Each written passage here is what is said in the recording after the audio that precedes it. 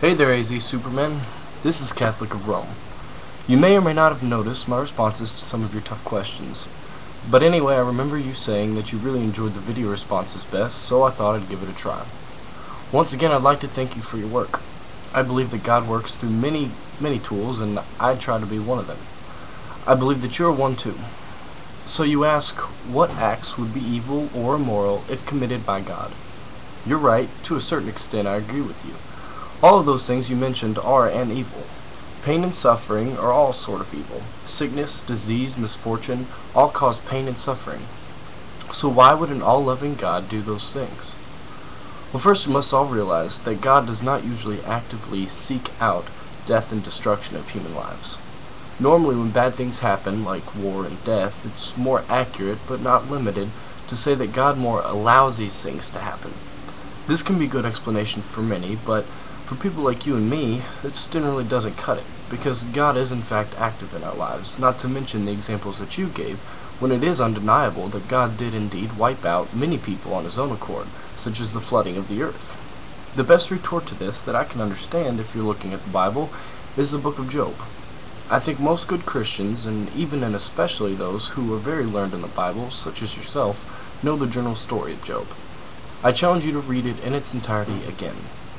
I say again because I know that you've thoroughly read the Bible, and at least all the major books and stories, and so you're certainly familiar with this one. But I ask you to read it one more time with an open mind and heart. Here I'll try to briefly give an overview. Basically, Job is a great guy who does everything God asks him.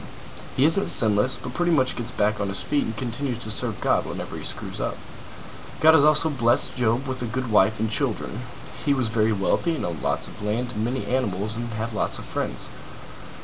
Well, the devil challenges God to see if Job will continue to serve him if bad things happen to him. So God agrees.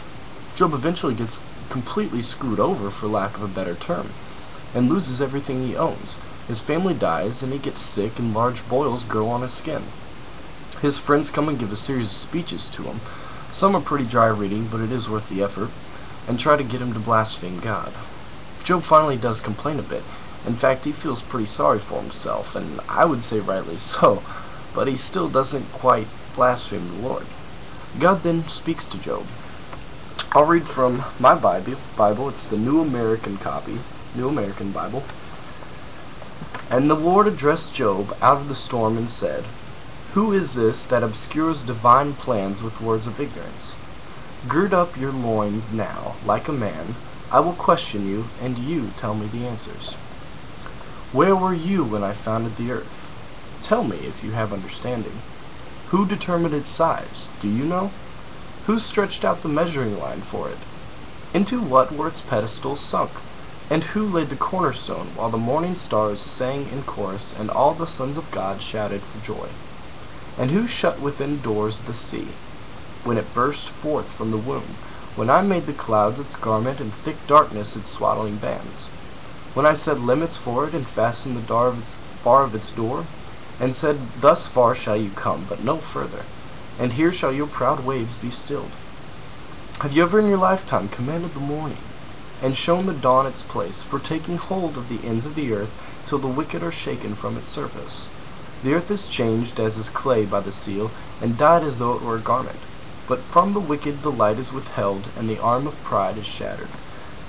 Now that's only verses 1 through 15 of chapter 38, and I'd go on, but the Lord speaks for quite a long time. He proceeds to tell Job about all the things he's done and all the great animals he created. He asks Job if he knows anything about all of this. Does he really know as much as he thinks he does? And no, the Lord has called him out. God puts Job back in his place. God never says, "Job, you deserve this," or "Here, Job, I think you'd like these punishments." But instead, he only shows to him once again that God is omniscient and omnipotent, and Job is merely his creation. Job then is given back his health, wealth, and a new family, and is blessed with a good life. The Lord made an example of Job, and so must we be put in our place sometimes. I can't tell you why God allows wars and disease and small children to be raped and killed, or why millions of people are burned alive under a red swastika flag. But if we look at all the examples that the Lord has made in the Bible, we can see how we are supposed to act. We must trust that God has a much better plan than we could ever possibly fathom. All these things are examples for us to follow. AZ Superman, I will not ask you if you were there when God founded the earth, or if you shut within doors the sea, because you and I both know very well the answer to that. So I ask you this instead. Will you soften your heart and listen to the wisdom of God?